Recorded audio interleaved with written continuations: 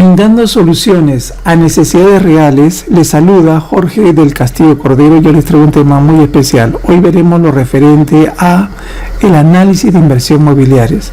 Sí, y en esta primera entrega veremos cómo evaluar una decisión de comprar, alquilar y vender, utilizando indicadores de proyectos y sobre todo estas herramientas poderosísimas de análisis de hipótesis que tiene Excel. Bien, les comento la situación.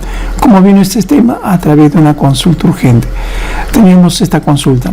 Un emprendedor quería hacer una inversión de un proyecto comprando un departamento por $90,000. El tiempo de la inversión sería de 5 años. Esta inversión le podría generar ingresos por alquiler mensual de esa vivienda, de ese departamento, en el orden de 2.200, pero también existe gasto de mantenimiento, pago varios otros por 150. La tasa de impuesto a la renta anual es 30% y el valor de mercado al cabo de los 5 años que se vende esta propiedad será de 130,000. Y para ello se requiere también una rentabilidad anual esperada del 10%. Con toda esta información, la pregunta sería: ¿cómo se podría evaluar esta decisión de inversión? ¿Dónde se va a comprar, se va a alquilar y luego se va a vender el inmueble? Bien, ¿cómo analizamos esta situación? A través de un proceso. ¿Y cuál sería el proceso de evaluación? Primero, elaborar la proyección del estado de resultados para calcular el impuesto. Justamente en ello vamos a hacer un énfasis de cómo determinar el impuesto a la renta, incluyendo los escudos tributarios, hacer la proyección de los flujos de caja y con eso determinar los indicadores de rentabilidad para finalmente tomar la decisión de aceptar o rechazar este proyecto de inversión inmobiliaria. Bien, en ese sentido, recordemos un estado financiero crucial, el estado de resultados. El estado de resultados tiene varios componentes y básicamente trata de medir los ingresos menos los costos y gastos, pero también hay un elemento crítico, que en esos costos y gastos tenemos que incurrir también en los famosos escudos tributarios, llámese la depreciación y gasto financiero. ¿Por qué? Porque esos escudos tributarios van a inducir a un mayor gasto y por lo tanto deducir la utilidad antes de impuesto, y por lo tanto el cálculo del impuesto que se da sobre esta base tendría que diferenciarse, tendría que ser un valor menor. Pero en el caso que no tome en consideración estos escudos tributarios, obviamente absurdamente se estará pagando mayor impuesto de lo que corresponde. Bien, con ese sentido vamos a recopilar rápidamente lo que ya mencionamos en otros tutoriales. El requerimiento de la inversión versus el efecto tributario. Los activos tangibles, llámese terreno, construcción, en fin, maquinaria y vehículos, se deprecian a excepción del terreno, y esa depreciación del periodo va en el estado de resultado. Esa depreciación es un escudo tributario, reitero, porque aumenta el gasto por depreciación y se paga menos impuesto a la renta. Los activos intangibles, llámese licencia, derecho de marca, estudio de desarrollo de software, etcétera, también tienen un desgaste, y ese desgaste en el tiempo se le llama amortización y va como gasto en el estado de resultados. Es un escudo tributario. El capital de trabajo en cualquier tipo de inversión es un fondo de dinero que nos permite operar o iniciar operaciones. Tiene un efecto en caja, en el estado de situación financiera, pero no tiene efecto desde el punto de vista tributario. Lo que sí es importante es el financiamiento, pero solamente la parte de los intereses que se van pagando en cada cuota. Eso va como gastos financieros en el estado de resultados, y ese concepto de pago de intereses, gastos financieros, es un escudo tributario. Recuerden esto siempre. Entonces, recopilando, tenemos escudos tributarios por la depreciación y los gastos financieros. ¿Cuáles son estos indicadores que normalmente utilizamos en proyectos? Básicamente son el BAN, que es una expresión monetaria, la TIR, que se expresa en tanto por ciento, el índice de rentabilidad o beneficio-costo, que es un ratio, el periodo de recuperación de la inversión, que es una medición del tiempo, y cuando se tenga proyectos de vidas útiles o proyectos mutuamente excluyentes, podemos utilizar el BAWE o el CAWE, ¿de acuerdo? Bien, en este caso particular nos vamos a enfatizar en estos 3 primeros indicadores. Otro elemento complementario es que estos indicadores compiten con el BAN, llámese la TIR, periodo de recuperación de la inversión, el índice de rentabilidad, compiten entre ellos, claro está, pero obviamente tenemos que tomar una decisión. ¿Quién es el que marca el camino? ¿Quién es el que define si todos los indicadores le van a seguir el paso?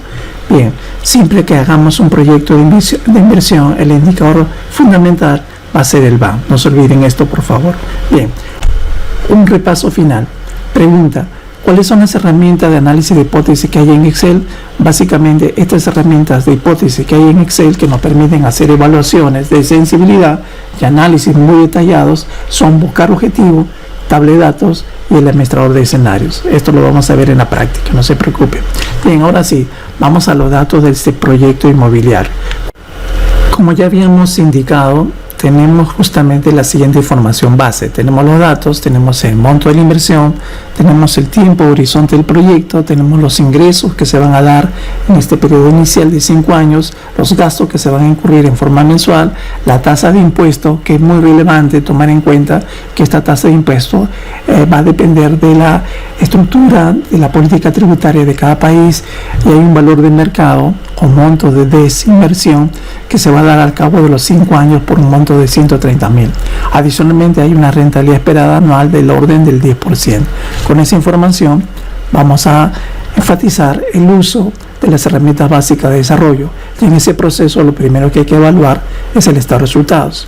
Voy a utilizar esta plantilla que me va a permitir calcular el impuesto a la renta, y con esa información ya puedo armar el flujo de fondos o el flujo de fondos de caja libre, donde ustedes recordarán que en este flujo de fondos o flujo de caja libre, esta utilidad neta justamente parte como primer insumo para el flujo de fondos. Ya a esa utilidad neta se le va a adicionar esta depreciación, ya que la depreciación tuvo un efecto tributario para reducir el impuesto a la renta, pero no fue nunca una salida de caja. Por eso que se va a adicionar esa depreciación. Con eso armo los flujos y puedo determinar los indicadores del proyecto, básicamente el BAN, el TIR y el beneficio costo en esta ocasión. Bien, otro elemento complementario es hacer el análisis de riesgos, y vamos a trabajar básicamente con buscar objetivo. Vean ustedes estos cuestionamientos. Luego veremos el análisis de tabla de datos en sus 2 dimensiones, primero en forma unidimensional, y luego lo veremos ese análisis de tabla de datos en una forma de análisis bidimensional. Como ven, amigos, esto va a estar muy interesante.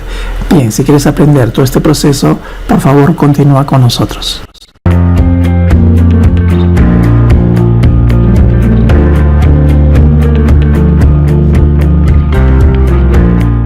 El archivo de trabajo en Excel que les propongo consta de 2 hojas. Una hoja que dice modelo y otra que es la solución, donde está todo el proceso. En la hoja de modelo, hacia la mano izquierda tenemos los datos, la estructura donde vamos a crear el estado de resultados, vamos a crear también el flujo de fondos, los indicadores, y más a la derecha tenemos el análisis de riesgos, tanto para la parte de buscar objetivo como para el análisis unidimensional y el análisis bidimensional. Entonces, esta es la estructura que yo les propongo para implementarlo en este caso en particular. Bien, empezamos. Vamos a quedarnos en la zona de modelo para desarrollar todo el proceso.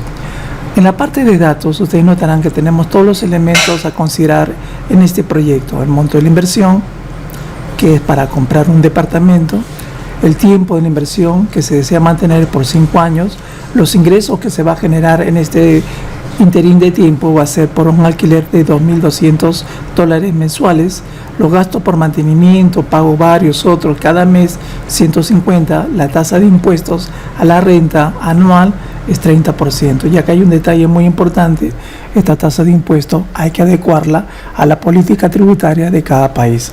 El valor de mercado, es decir, también se le conoce esta situación como la desinversión, al cabo de los 5 años de la propiedad se va a vender a valor de mercado de $130.000. Bien, entonces vamos por partes. Lo primero que tenemos que hacer, que como este es un bien depreciable, porque es una construcción, vamos a suponer una vida útil. Y esta vida útil va a ser muy relevante para el cálculo de la depreciación del activo. En este caso particular, vamos a suponer que fuera 20 años. Entonces la depreciación del periodo, lo que se va a depreciar en forma anual, año a año, es una depreciación con el método lineal. Y para ello vamos a hacer un cálculo utilizando la fórmula de Excel igual SLN, que es el método para calcular el método de la depreciación lineal, también llamado método directo. ¿Ok? ¿Qué nos pide esta función?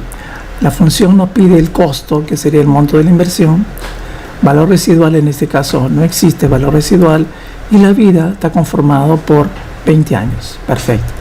Aceptamos y esto implica que periodo a periodo, es decir, año a año, se va a depreciar $4.500. Perfecto. Ahora, con este detalle vamos a armar el cuadro de depreciación. En el momento 0 hasta el momento 5. En el momento 0, el valor en libros era igual a esta cantidad. Perfecto. F4. Muy bien. Periodo a periodo hemos dicho que se va a depreciar 4.500. Entonces la depreciación acumulada, que no es más que el efecto de considerar la depreciación del periodo más la depreciación del periodo anterior, se van juntando, se van acumulando, y eso es lo que se denomina depreciación acumulada. Recuerden que la depreciación del periodo va al estado de resultados y la depreciación acumulada al estado de situación financiera, es decir, a lo que antes se llamaba balance general. Que el valor en libros no sería nada más ni menos que igual al valor anterior, vamos a ponerle F4, menos la depreciación acumulada. Perfecto. Entonces, periodo a periodo, la depreciación en libros se va siendo reducida por la depreciación acumulada. En el periodo 2, vean ustedes, si yo jalo esta fórmula, vean ustedes, ¿se dan cuenta? Voy a mencionar este último valor, lo voy a mencionar con este color. ¿Qué implica eso? Que de acuerdo a libros, al efecto contable, este departamento, que es una construcción, no es un terreno, es una construcción, ¿de acuerdo? El valor en libros todavía tiene un valor de 67.500, ¿no es cierto? Pero nosotros lo queremos vender, y está correcto, se puede vender. Y hay que saber este detalle, ¿para qué? Para saber si pagamos impuesto a la renta. En este caso, a priori, si un valor en libros está en 67.500 y lo vamos a vender a valor de mercado 130.000, 130.000 es mayor que 67.000, por el diferencial de estos dos se va a pagar un impuesto a la renta. Interesante ese detalle. Bien, entonces vamos a los datos. Estos resultados, alquiler. El alquiler sería igual a esta cantidad, F4, pero como es mensual, estamos proyectando por años, que el año tiene 12 meses, lo multiplico por 12. Esa cantidad lo copio hasta el quinto año. Gastos, ¿cómo serían los gastos? Igual, gastos 150 por 12. Un detalle, no se olviden por favor que este factor F6, F4. Enter. Corremos este valor hacia la mano derecha hasta el quinto año. Depreciación anual, igual. Tomo este valor de la depreciación, F4, y lo llevo hasta el año 5. Recuerden que la depreciación del periodo vale estos resultados y es un gasto contable que te permite reducir el pago del impuesto. Al colocar este valor, la utilidad operativa, como usted notará, es la consecuencia de este ingreso menos estos egresos, y eso te va a permitir pagar menos impuestos. Antes de continuar, en el quinto año hay una baja del activo. ¿Qué es esta baja del activo? Lo que queda de activo en libros, como está registrado en libros. Pero la contraparte es que en el quinto año va a haber una venta de activos. Esa venta de activos es esta cantidad. Enter. Entonces, para ver ese diferencial, tenemos una utilidad de impuestos de esta magnitud. Y noten ustedes que en el quinto año es mayor por este diferencial. El pago del impuesto se calcula con la función condicionante. Si este valor es menor que 0, no se calcula el impuesto. Es decir, si no existe utilidad, no hay pago de impuesto. Pero si esta cantidad fuera un valor mayor que 0, sí le afectamos el pago del impuesto, que en este caso sería el 30%. Esa función condicionante me va a ayudar a calcular el impuesto. Finalmente, la utilidad neta no sería más ni menos que la diferencia de la utilidad de impuestos menos estos impuestos. Perfecto. ¿Qué les pareció? Interesante, ¿no? Entonces, ¿qué hemos aprendido en esta entrega? Hemos aprendido a utilizar bien los conceptos claramente. Cuando existe un bien que tiene que ser depreciado, esa depreciación es un escudo tributario. Hay que calcular su estructura y su calendario de depreciación para determinar al cierre del horizonte, en este caso 5 años, cuánto es un valor en libros. Ese valor de libros va a ser el valor de baja del activo y se va a contrarrestar con el monto de la desinversión o el valor de mercado, que en este caso es 130.000. Perfecto. Y con eso hacemos los cálculos y podemos calcular correctamente el pago del impuesto a la renta. Y eso nos genera la verdadera utilidad neta. Esta utilidad neta va a ser insumo para el flujo de caja. Noten ustedes que el estado de resultados empieza desde el momento de operación, año 1 para adelante. El flujo de fondos o flujo de caja libre empieza desde el momento de la inversión, en este caso del momento cero, ¿ok? Y eso va a generar una serie de flujos que lo vamos a ver iniciando en primer lugar el año 1. El año 1, ¿cómo se inicia? Igual, obteniendo los valores de esta utilidad neta. Entonces vamos a relacionar los valores de la utilidad neta y va a ser el primer insumo para el flujo de fondos. Así lo hacemos. Copy. Y lo vamos jalando. A ese flujo de la utilidad neta le vamos a agregar la depreciación, porque la depreciación que aquí aparece solamente lo utilizamos por un efecto contable, pero nunca salió de caja. Entonces regreso a ese fondo, igual tomo la depreciación que estaba para el año 1 y lo copiamos de igual forma. Perfecto. Ahora sí tengo los verdaderos flujos de cada periodo. Esos flujos generados se enfrentan a la inversión, pero la inversión ¿de cuánto fue? Menos, se coloca menos porque es un ingreso, el monto de la inversión es esta cantidad.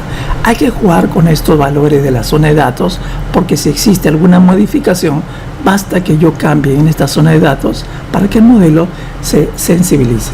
Perfecto, perfecto. Pero también tenemos como contraparte la recuperación de la inversión, que es el valor de mercado o el monto de la desinversión, que se va a dar en el quinto año. Y esto es igual a esta cantidad de acá. Perfecto. Muy bien. Entonces acá viene un detalle. Y esto quiero que por favor tomen mucha atención. Como yo estoy considerando estos 130.000 en esta posición, pero acá estos 57 ya estaría jalando ese monto. Entonces, para que no haya duplicidad, vamos a hacer un artificio. A este valor de la utilidad neta anterior le voy a restar menos este monto de 130.000 que es la venta del activo, y así evito esa duplicidad. Enter. Por lo tanto, ahora sí tengo los verdaderos flujos netos del proyecto. Y con estos flujos netos estamos listos para hacer los cálculos correspondientes para los indicadores de proyecto de inversión. ¿Qué les pareció? Muy interesante. Bien, en la segunda parte vamos a continuar con este proceso.